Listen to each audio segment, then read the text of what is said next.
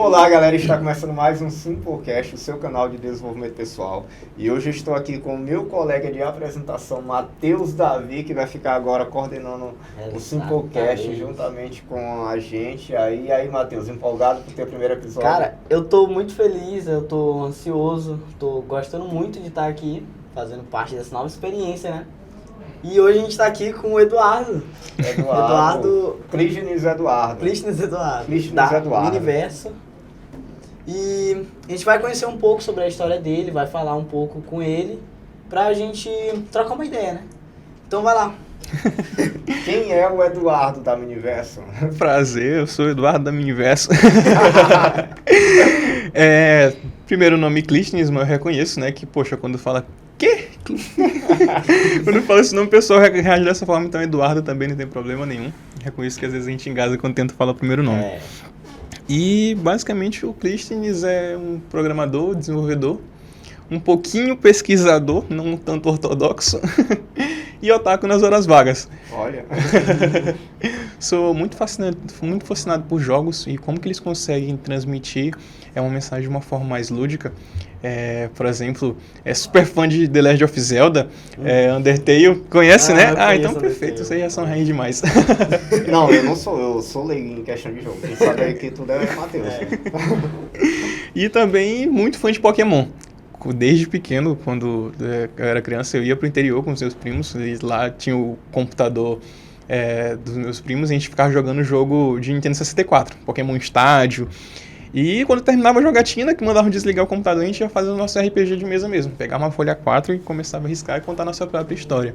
Então, desde criança, a gente teve a oportunidade de, por mais que fosse involuntário, poder construir nossas próprias narrativas, poder desenvolver a criatividade. E quando eu voltava de viagem, começava a fazer brinquedo, boneco, com tudo que eu via na frente. Pegava as caixinhas de creme dental e fazia meus personagens assim por diante. Resultado disso foi que quando eu comprei meu primeiro computador, procurei logo softwares de fazer jogo. Não sabia nem como chamar da forma certa, né? E aí que eu conheci a Unity, comecei a ver alguns tutoriais na internet, no YouTube, e comecei a desenvolver meus próprios jogos. Que aí eu tava contando a história, né, do Bomberman. Sim. Comecei a fazer um remake do Bomberman. Fã da Nintendo, né? Então, eu sempre gostei de todos os jogos que fazem parte do pack da Nintendo. E que nem eu tava falando com vocês também, né? Eu fui desenvolvendo até que chegou um ponto que eu estagnei, porque eu, até então, naquela época eu ainda estava no ensino médio, ainda não manjava tanto assim de programação, mas eu comecei a ter aquele primeiro contato com tecnologia. E futuramente montei a Miniverso, né? Mas a gente vai falar um pouquinho mais dela daqui pra frente. Mas enfim, já aproveitando o gancho, a gente estava conversando, né, Eduardo, que a Miniverso ela quer ganhar o público específico nas escolas em si. Eu queria que tu falasse um pouco pra gente sobre a questão da inclusão da Miniverso e quais programas vocês estão desenvolvendo para a educação. Entendi. A Miniverso ela surgiu a partir de um contato que eu tive com o trabalho da minha mãe. Desde criança ela me levava para a escola, quando não tinha aula na minha escola ela me levava para dela, então eu cresci vendo minha mãe dar aula. E depois que eu entrei na faculdade, eu comecei a trabalhar numa empresa também de realidade virtual. Depois ela encerrou as atividades dela devido à pandemia e eu voltei para Santa Inês, minha cidade natal, e comecei a acompanhar minha mãe naquele processo de estar registrando aula na plataforma, né? Criar plano de aula, mandar plano mensal, anual e cadastrar aula. Cara, isso daí, nossa, cozinha de cabeça. Eu comecei a observar que era um processo repetitivo e todo padronizado. Você tem a BNCC, que hoje quem rege os conteúdos que vão ser abordados em sala de aula, e na outra ponta você tem o professor. Então, juntando aquilo que eu já manjava de realidade virtual, eu comecei a criar algumas prévias de alguns laboratórios e como que a gente poderia utilizar isso dentro da sala de aula. Quando a gente vai montar o nosso modelo de negócio, o pessoal sempre diz assim, manda teu Canva de modelo de negócio. Quando eu cheguei e tive o primeiro contato com aquilo, eu disse, cara, não sei nem para onde é que vai. Mas eu comecei a trabalhar com aquilo que eu já tinha acesso. Por exemplo, o meu público-alvo eu sabia que seriam escolas. Então eu comecei a identificar quem são as pessoas que vão estar utilizando aquele serviço dentro das escolas. Professores, alunos, mas ainda assim também passaria pelos gestores e assim por diante.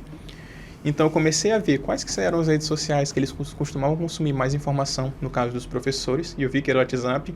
Então a gente fornece os planos de aula aos professores via WhatsApp. Hoje você consegue automatizar isso com chatbot, né, com as próprias comunidades. Então isso permite você atender uma gama de professores ao mesmo tempo que estão com aquela necessidade dentro da sala de aula. Então a gente fornece tanto os guias de como utilizar o óculos de VR, que hoje em dia não são em português. Quando você compra um óculos VR, pelo menos os mais comuns, eles são de fora, então eles já vêm tudo em inglês, e no Brasil a gente tem uma deficiência muito grande por parte dos professores com inglês e com tecnologia, então a gente atua também nessa tradução do inglês para o português e também do tech para o dia a dia do professor. Tudo isso disponibilizado do nosso acompanhamento personalizado e os próprios laboratórios, que são o nosso produto final, né? Assim, eu acho legal tu colocar, porque eu, como professor, fico até empolgado com esse tipo de tecnologia, e a gente fica imaginando a inclusão desse tipo de tecnologia dentro das escolas públicas. E assim, até eu fico aproveitando o gancho aqui para explorar um pouco mais o Matheus, que é um adolescente de escola pública de ensino médio, e até para ele mostrar a visão dele de como a escola funciona atualmente e como ela poderia funcionar com mecanismo de atividade de realidade virtual. Tá. As escolas, particularmente, eu acho muito boa a ideia do Miniverso, que é basicamente tu vai pegar o ensino tecnológico com meios de games, etc., para deixá-la mais dinâmica, que vai pegar a atenção dos alunos, porque, querendo ou não, alguns alunos não gostam do método de ensino tradicional, ficar ouvindo o professor 2 mais 2, 4, tá entendendo? Alguns não gostam. E eu, particularmente, gostei muito da ideia. Que eu tinha falado antes, né? Tu falou que os professores, eles não passam por um tipo de treinamento para prender a atenção dos alunos. E por isso que é bacana a tua ideia, tá entendendo? Sim. No Brasil, a gente tem que 90% dos professores, segundo o Instituto Ayrton Senna, já tiveram, pelo menos alguma vez, uma dificuldade de reter a atenção dos alunos. E por mais que esse tema seja importante, inclusive evidenciado, 71% deles nunca teve nenhum treinamento sobre como engajar eles em sala de aula. Então, pensando nisso, vem a Miniverso, porque até então, como que era a inovação? O professor chega, quando eu começava a aula, você via aquele professor empurrando a televisão com rodízio embaixo da mesinha, e diz, nossa, nós vamos ter um vídeo hoje, nós vamos ter um documentário, um filme, e aquilo é muito massa. Pelo menos para minha geração foi, eu não sou tão velho assim, mas a gente já teve uma diferença muito grande das aulas por volta de 2010 a 2017 para cá. Hoje, se você chega para uma turma e liga na televisão para eles assistirem, eles vão ficar assim, nossa, mais um filme. Sendo que, depois da pandemia, ficou muito mais fácil ele abrir um YouTube, assistir o vídeo que ele quiser, o documentário que ele quiser, abrir uma Netflix, assistir o filme que ele quiser. Então é muito fácil ele consumir aquele tipo de conteúdo. Então o professor, ele acaba sendo colocado numa posição de que ele tem que ficar se atualizando constantemente para poder reter a atenção do aluno. E aí que surge a Miniverso.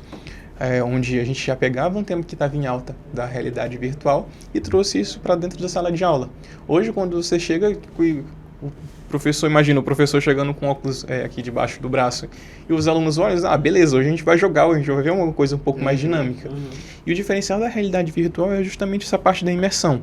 Hoje, da forma mais tradicional, a gente consegue trabalhar tanto a imersão visual, auditiva e agora com os controles, a tátil. Sabe quando você estava jogando PlayStation, até mesmo no Xbox, aí tipo, você tomava dano e o controle vibrava? A gente também consegue fazer isso em realidade virtual.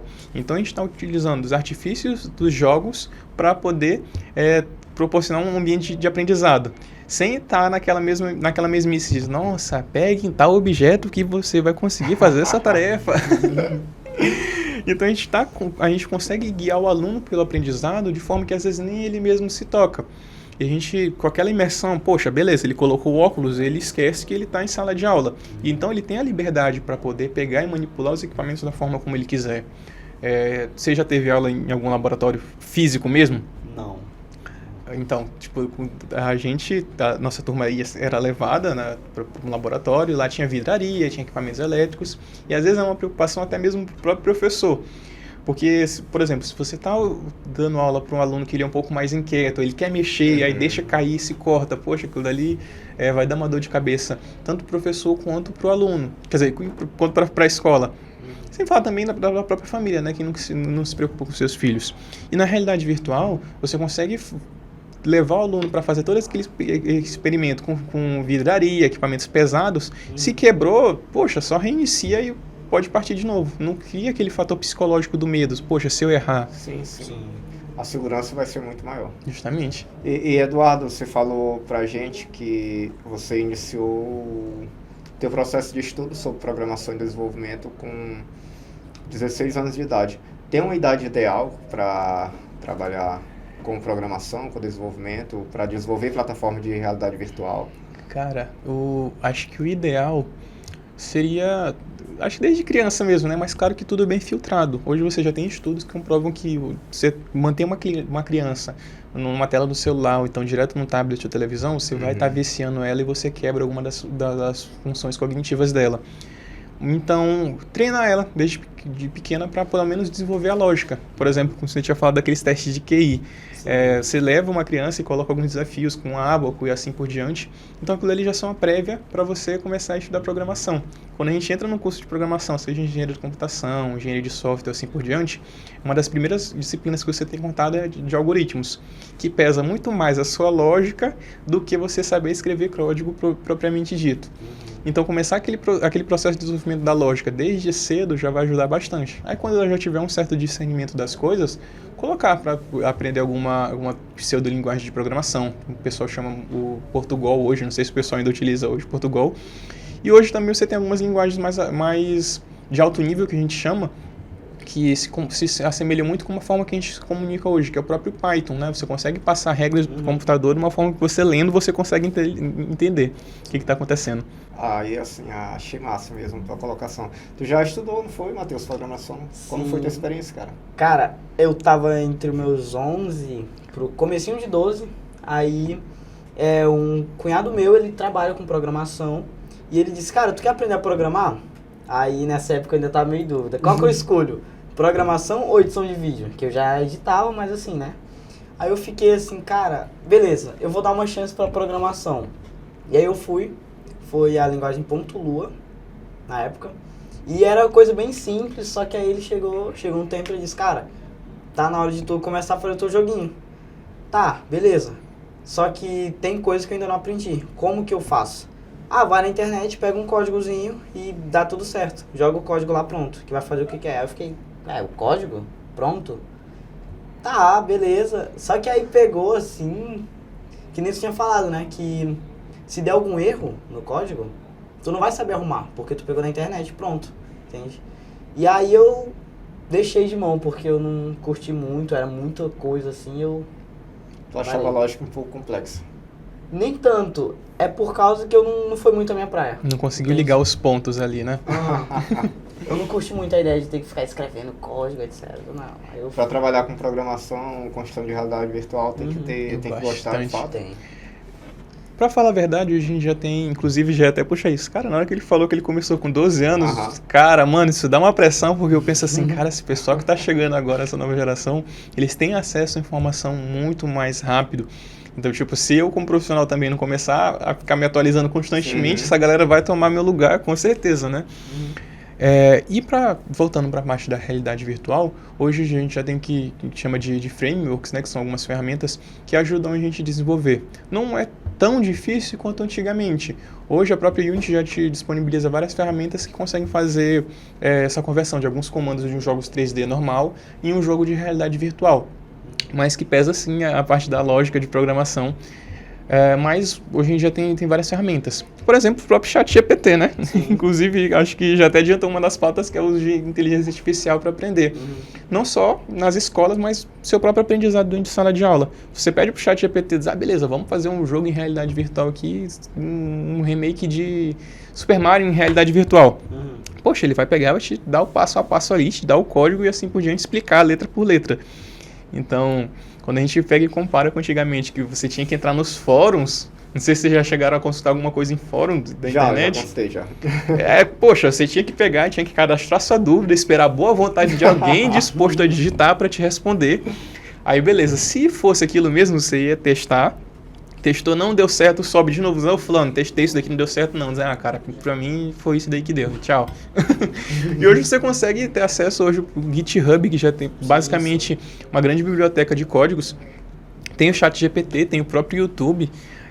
E que o Google como um todo, né, ele consegue traduzir informação para você de uma forma muito mais fácil, né? Antigamente, vocês conseguiam consumir um conteúdo mais avançado se fosse da gringa. Então, além de precisar aprender tecnologia, você ainda tinha que aprender também inglês. Ah, legal. Uma pergunta, tem uma linguagem assim específica para programação de realidade virtual ou é as mesmas das normais? Depende muito do programa que você está utilizando. Hoje a gente não precisa mais criar as coisas tudo do zero, né? Então, hoje, por exemplo, eu utilizo a Unity. E a Unity, ela usa majoritariamente o C#. Conhece? Pois é, tem todo o pacote .NET ali, eu acho muito massa porque ele já dá vários recursos. Mas tem algumas outras plataformas que elas têm a própria linguagem de programação delas, e isso às vezes facilita o seu serviço te privando de ter que aprender uma linguagem de programação nova, com todas as bibliotecas e assim por diante, já tira aquela carga excessiva e te dá só o essencial. Mas também tem muitas outras que utilizam Java e assim por diante. Se você tiver alguma finalidade maior por uma linguagem, provavelmente vai ter uma engine, que é o que a gente chama dos motores gráficos, para poder desenvolver. E Eduardo, tu falaste tanto em questão da tecnologia, eu acho massa sempre estar tocando nesse assunto, mas assim, já pegando gancho em relação a Miniverso, tem outro desafio que eu vejo aí que é grande para vocês, que eu acredito que vocês estão iniciando, que é o empreendedorismo, né? Tu veio como parte da empresa, sim, representando a Miniverso para estar hoje dando esses códigos aqui pra gente, mas como é que é o campo de visualizações de vocês para incluir esse negócio novo que envolve tecnologia com uma área que acaba sendo geral, mas que acredito que no primeiro momento, quando vocês deve ter alguma dificuldade de aceitação nesse momento, isso não quer dizer que futuramente vai ter, até por conta de recursos, de estruturação às vezes, né?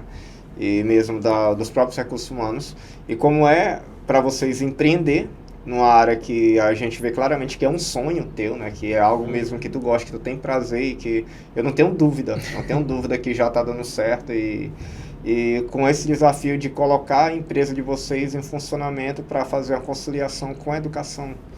Cara, o maior desafio que a gente enfrentou foi justamente aquilo que o ensino não ensina pra gente, né? Quando eu comecei a ideia da Miniverso, cara, eu era o típico perfil de programador que, poxa, tem aquela ideia de, caraca, eu vou ficar rico daqui no meu computador, dentro do meu quarto.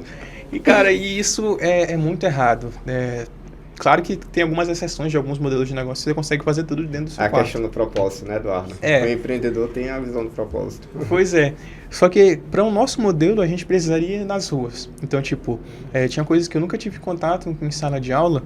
Por exemplo, contabilidade, jurisdição, que isso pesa muito. A grande parte das startups que quebram hoje em dia são justamente porque elas não têm um jurídico tão bem definido. E também vendas. Não é só chegar e oferecer seu serviço para você poder fechar sua venda. Você tem que conhecer o perfil do seu cliente, conhecer os hábitos dele, realmente fazer um relacionamento. Estratégia de marketing. Justamente. Ter um relacionamento com ele, de preferência de amizade, né? Para poder realizar aquela venda. Porque nunca vai ser só a venda pela venda. Sempre tem o pós-venda, fazer o acompanhamento e assim por diante. Então, o maior desafio foi justamente dar o primeiro passo para a gente. A gente viu que a gente estava um pouquinho estagnado e a gente decidiu ir para as ruas.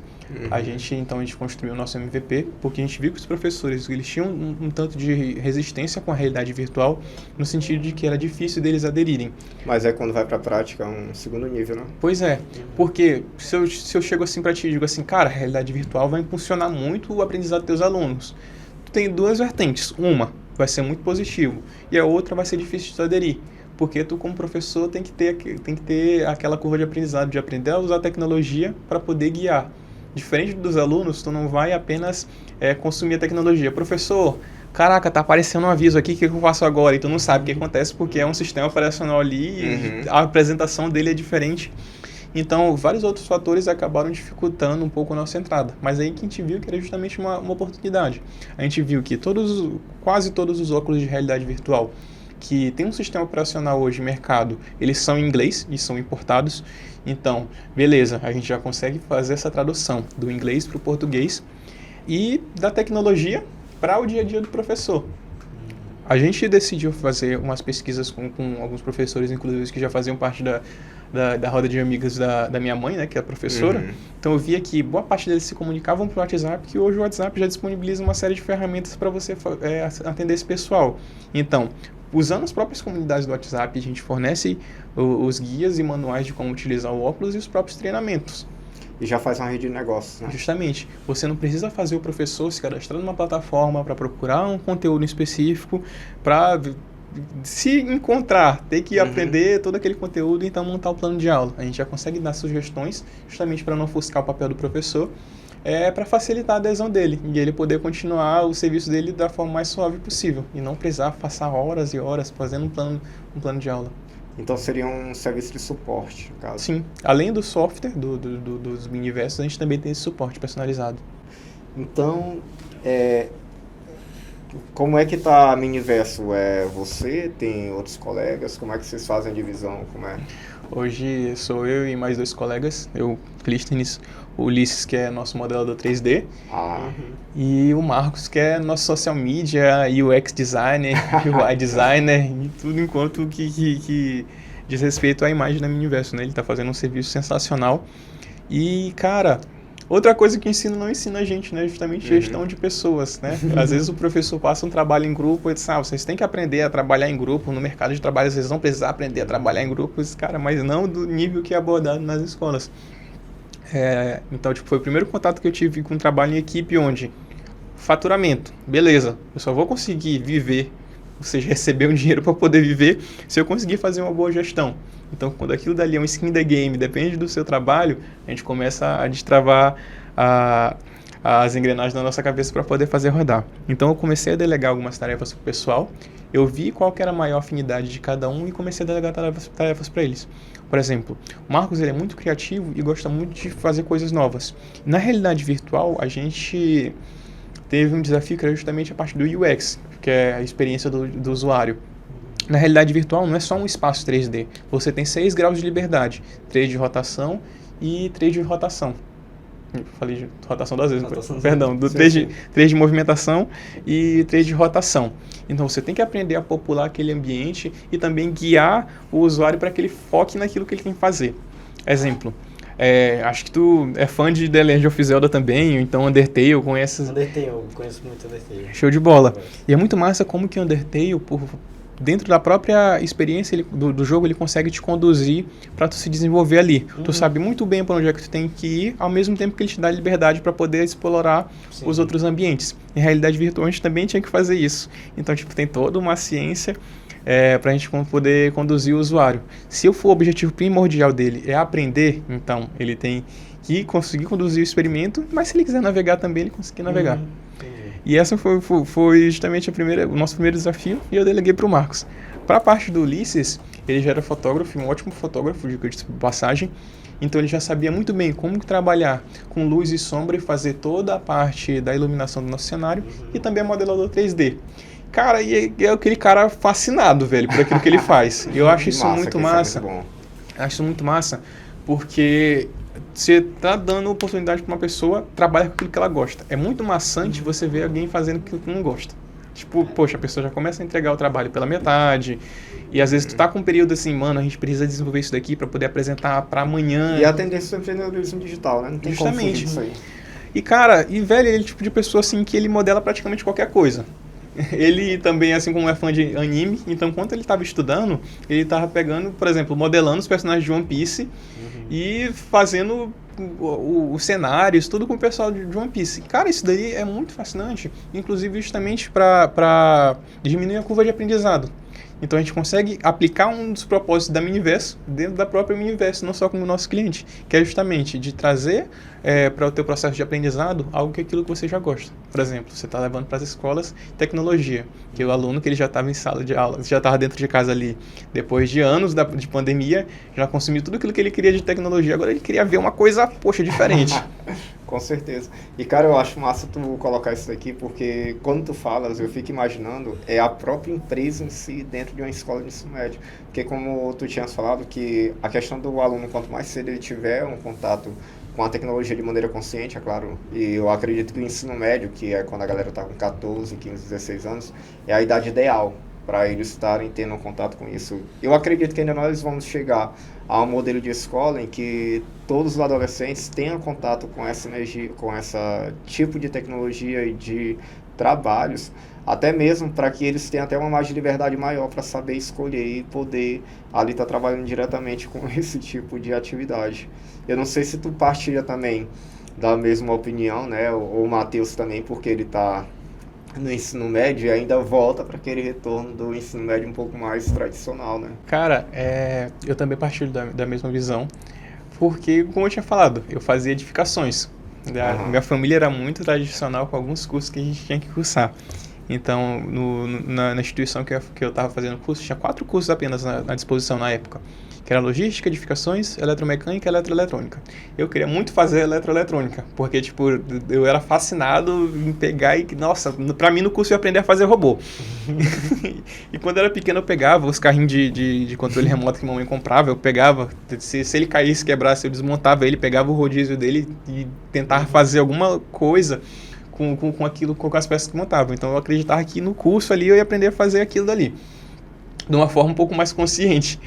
E quando eu tentei me inscrever, minha mãe disse assim, não, teu primo já está fazendo isso, tem um primo que ele é formado em engenharia mecatrônica, então diz, teu primo já está fazendo isso, faz alguma coisa diferente. Aí ela foi me falando até eu fazer edificações. E foi um curso que, por mais que eu tenha feito por influência dela, eu gostei muito e fui muito grato. Afinal, foi lá que eu tive o primeiro contato com uma tecnologia um pouco mais a nível científico, né? Mas que ainda não era minha praia. Então, tal que ali, como eu tive contato com programação, que aquilo ali foi essencial para eu poder começar a fazer computação. Então, tipo, se a gente tivesse um ensino médio onde o aluno ele pudesse ter contato com aquilo que ele quisesse, para então ele decidir aquilo que ele vai fazer.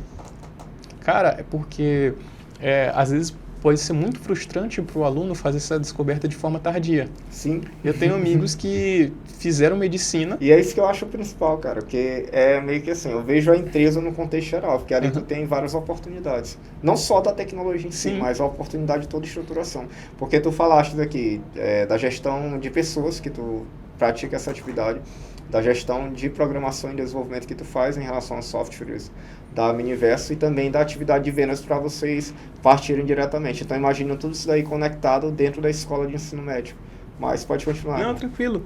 Mas justamente isso que eu ia falar. Eu tenho amigos que fizeram medicina, né? Então, tipo, imagina aí, toda aquela jornada, né, do aluno que, poxa, cara, você quer fazer medicina no Brasil hoje, você já está encarando uma bronca muito grande. Então, tiveram todo aquele trabalho de pegar, estudar, passar no vestibular para medicina e depois de alguns anos no curso, quando tiveram a primeira disciplina que tinha que ver sangue, né?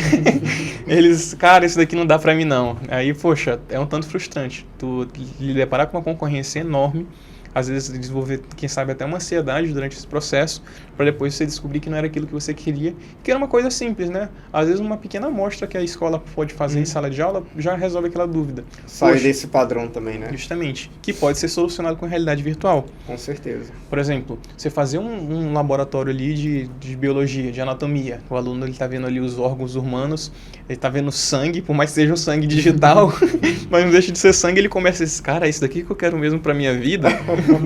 E quem poxa, já vai ter aquela confirmação, não, só vai dar um engajamento muito maior para ele seguir naquele sonho dele, para quem não é esse cara, não, pera lá, dá um passinho para trás, ver aquilo que eu quero realmente da minha vida. Então, tipo, num cenário ideal, onde a escola poderia disponibilizar para os alunos várias opções de aprendizado, ele poderia aprender muito mais aquilo que ele quer. Poxa, não sou muito bom de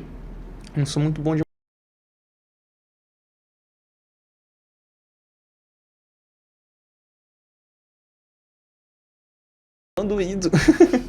Então, tipo, já sou muito mais com ciências exatas. E assim por diante. Eles, então não dou nem com um nem com o outro. Poxa, sou muito bom com vendas. E, velho, poxa, um profissional de vendas hoje está sendo muito requisitado, mano. Com certeza. Então, tipo, você consegue definir seu perfil desde cedo e, consequentemente, criar uma propriedade naquilo que você quer, fazendo aquilo que você ama. Já sai do ensino médio como um profissional completo já. Justamente. 3 anos dá para você aprender muita coisa se decidir. É praticamente impossível não ter essa visão nesse período tendo contato direto. Eu cheguei a visitar uma escola lá em Santo Inês, que inclusive é uma escola aqui que a minha sobrinha estuda, e nessa última semana minha mãe me ligou falando que ela tinha apresentado um trabalho. Ela fez uma animação no aplicativo de edição, que os personagens são tudo parecido com personagens de anime, né? Ela fez uma animação para apresentar o trabalho dela. E, poxa, aquilo dali repercutiu assim na família. Caraca, olha, fulano trabalha com aquilo dali. E é muito massa, né? E, tipo, hoje você tem aqui o exemplo do profissional de animação. Você quer trazer um conteúdo diversificado para sua empresa. Beleza, vamos fazer uma animação para poder dar uma analogia melhor do nosso produto. É um profissional muito requisitado. Então, tipo, tem como a escola trabalhar aquilo ali, seja com jogos, com aplicativos, dentro de sala de aula, para o aluno conseguir se desenvolver muito mais fácil. Não é para menos, né? Como você tinha falado dos jogos que já fazem isso, como Minecraft, Roblox. Inclusive tem uma empresa que usa o Roblox para ensinar programação. Pode falar o nome da empresa? Pode. Tá, é a Byju's, que parece direto o anúncio dela e falando, seu filho tem entre 11 há tantos anos. Inclusive, então, se ela quiser patrocinar o podcast aí, já pega um convite. Enfim, não só esses jogos, mas tem outros também que... Inclusive, acho que tu falou antes do Assassin's Creed, né? Uhum. Que liberou o mapa do Egito para estudo de história. Isso. Por quê? Um jogo, ele, digamos assim, que a grosso modo, ele é a integração de vários estilos de arte. Você tem a arte visual, que pode ser 2D ou 3D, tem a sonoplastia, então tipo, tem a trilha sonora, os efeitos sonoros, tem a própria programação, que de certo modo também pode ser considerada uma arte, e a narrativa. Quando você é apaixonado por aquilo que você faz e você se dedica para fazer uma coisa bacana, cara, você consegue engajar de uma forma assim surpreendente. No caso do Assassin's Creed Origins, eles fizeram um jogo voltado pro Egito. O jogo deu tão certo que já teve professor utilizando ele para dar aula do Antigo Egito usando o jogo. E a própria Ubisoft pegou e disponibilizou o jogo no modo educacional. Então, tipo, o aluno ele consegue visitar todo o Antigo Egito com um nível de detalhe impressionante, cara. Isso dele potencializa muito o aprendizado. Com certeza. Seria um segundo nível de empreendedorismo da empresa em si, que disponibilizou para poder estar avançando para outro nível através da descoberta e uma experiência nova. Mas é muito legal. Mas, Eduardo, muito bom o papo aqui, cara. Você trouxe muito código legal, muita informação. E aí, assim, o nosso foco aqui é desenvolvimento pessoal, é levar informações do que está acontecendo no mundo, principalmente com o aspecto tecnológico, empreendedorismo, para essa galera aí mais jovem que está entrando, né? O Matheus Davi, que está aqui com a gente também, é um cara novo que está na escola, unidade escolar de ensino fundamental, partindo para o ensino médio em pouco tempo. Acredito que para ele isso foi uma novidade muito boa e acredito que provavelmente quando ele estiver no ensino médio ele já vai poder ter contato com essas tecnologias.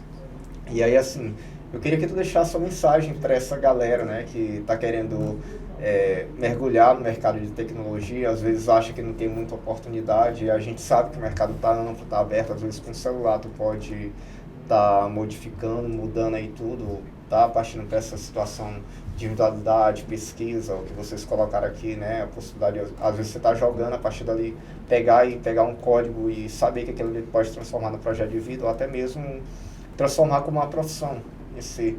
E qual seria a mensagem que tu deixaria para a galera que vai acompanhar esse episódio? Nossa, meu recado seria que no mundo de incertezas, querer estar certo é assumir um risco muito grande, provavelmente você vai ter prejuízo. Então, se você se sente inseguro de querer começar seu empreendimento, ou então tem aquela ideia que você coloca ali na sua gaveta, cara, põe ela em prática, pior que pode acontecer, ela dá errado. Então, tipo, isso não precisa ser a pior coisa do mundo. Poxa, deu errado, mas o que eu aprendi? A partir dessas nossas tentativas, a gente consegue ter vários aprendizados que, se não deram certo para aquela primeira ideia, pode dar certo para ideias futuras. Então, o mundo ele é feito de oportunidades e de problemas que as pessoas precisam de solução. Talvez você tenha a solução para esses problemas. Com certeza. Então, o segredo mesmo é perder um pouco a vergonha de se apresentar para o mundo. botar em prática aquilo que você está aprendendo e compartilhar informação. Eu gosto muito de compartilhar tudo aquilo que eu sei. Mamãe até diz assim, menino, tu não ensina tudo aquilo que tu sabe. Porque realmente tu não deixa Pode dizer que tu é um mercado abundante de informação e todo dia tu tá aprendendo mais. Eu tento. Tu tá aprendendo, com certeza. É uma das características principais de quem tá elevando seus códigos, essa humildade que tu tem. Foi uma das coisas que tu apresentou aqui com bastante ênfase, cara. Foi um prazer realmente estar contigo aqui no episódio com a gente. E eu sei que teve a galera que pegou muito código aqui contigo. Obrigadão, mano. Mas pode continuar. É isso, né? Eu gosto muito de compartilhar aquilo que eu aprendo e eu sempre seguindo aquela filosofia de que, cara, se for pra ter alguém melhor do que eu, essa pessoa vai ser melhor do que eu. Talvez não seja hoje, mas amanhã. Se eu tô escondendo uma informação dela, vai ser muito pior. Porque, tipo, depois ela descobre e diz, mano, ele sabia aquela informação e ele não quis me contar. Então, cara, dá aquela informação que assim como eu procuro honrar as pessoas que me ajudaram quando eu tava aprendendo, ela também vai procurar honrar, se ela for uma pessoa de conduta, né, de boa conduta, ela vai procurar honrar aquelas pessoas que ensinaram ela durante aquela trajetória. Então, por exemplo, eu sou muito grato à minha mãe, porque ela, além de ter me ajudado a desenvolver esse modelo de negócio que eu tenho hoje, também sempre foi muito guerreira. Então, tipo, sempre estava ensinando e aquilo que ela não sabia, ela corria atrás. Cara, eu acho muito bonito isso, né, num professor, que às vezes ele não tem informação, mas ele corre, vai atrás da informação, aprende para poder ensinar para a pessoa. Às vezes, sem custo nenhum, ou então, tipo, sem pensar em uma recompensa naquele momento, sem nada. Simplesmente pelo fato de querer proferir informação. Que massa, cara. Maravilhoso. E você, Matheus Davi, teria uma mensagem final aqui pra galera que vai estar acompanhando o nosso episódio? Uma mensagem final. A mensagem é começar. Chegar, descobrir a área que tu quer e começar sem ter medo de errar. Então é basicamente isso. Mas que massa, cara. Então, foi como eu te falei, Eduardo, um prazer ter aqui com a gente, né? Trouxe muita informação legal. Eu, como professor, já fico ansioso de ter contato com o universo. Com certeza, eu vou conhecer um pouco mais a empresa, eu vou chamar você para estar fazendo algumas apresentações lá na nossa escola, né? Pode chamar. Eu sei que, por mais que seja uma escola pública, mas eu senti o entusiasmo e também, assim como eu, também, com certeza, compartilho do sonho de ver atividades que envolvem tecnologia em todas as escolas de ensino médio do Brasil, tanto em escola pública como privada. E aí a gente vai lutar para fazer essa mudança aí na educação, no contexto geral, por mais que seja demorada e árdua, como a gente estava discutindo anteriormente, mas a gente consegue. Se Deus quiser. Com o propósito que a gente tem, a gente consegue. Tá? Então, esse foi o nosso episódio do Simplecast. Eu posso... Sim, pode ficar à vontade, amigo. Eu não só ia aproveitar para fazer o merchan da Miniverso, né? Pode ficar à vontade. Pedir alguns seguidores pra gente, pra cada ali, beleza. Quem puder seguir nosso Instagram é @meuminiverso e nosso site também é miniverso.com. Então, quem puder dar aquela força e acompanhar nosso projeto também, vai ser muito válido. Obrigadão. Que massa, cara. Então, esse foi o nosso episódio do Simplecast. Um prazer por essa riqueza de informações traga por Eduardo aqui. Matheus? Vou finalizar, né? Vamos lá. Esse foi o nosso Simplecast de hoje, com o Eduardo... Clístenes Eduardo. Então é isso. Tchau, gente. Até o nosso próximo episódio. Tchau. Abraço.